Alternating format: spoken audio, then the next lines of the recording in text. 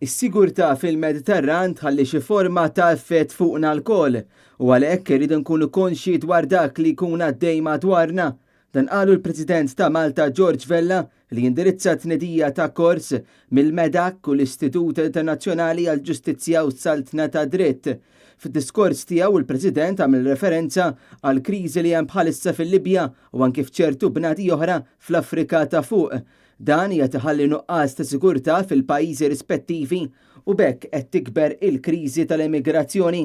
Il-President ħares ukoll lejn is-sitwazzjoni fil-Lvant Nofsani u kif ukoll it-Turkija u rimarka li fil-Mediterran mhux biss qed ikun hemm traffikar tal-bnedmin iżda wkoll tal-armi u kif ukoll ta' drogi. Dan hija tiħalli impatt kbir fuq il-Mediterran u mhux biss iżda wkoll fuq numru ta' pajjiżi oħra Ewropej. George Vella qal li fl-Ewropa u anke f'pajjiżi oħra li jmissu mal-Mediterran qed ikun hawn elementi qawwija ta' estremiżmu li fil-maġġoranza ta' ċirkostanzi din qed toħloq aktar u aktar konflitt bejn numru ta' popli. Bil-liġi internazzjonali mhux dejjem tkun ġusta lejn kull nazzjon.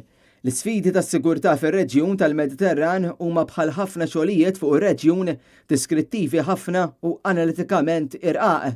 U għalhekk il-President ta' Malta qal li żgur mhux forsi kull min għandu interess biex jistudja dan se jkollu letteralment baħar enormi x'jimraħ fih.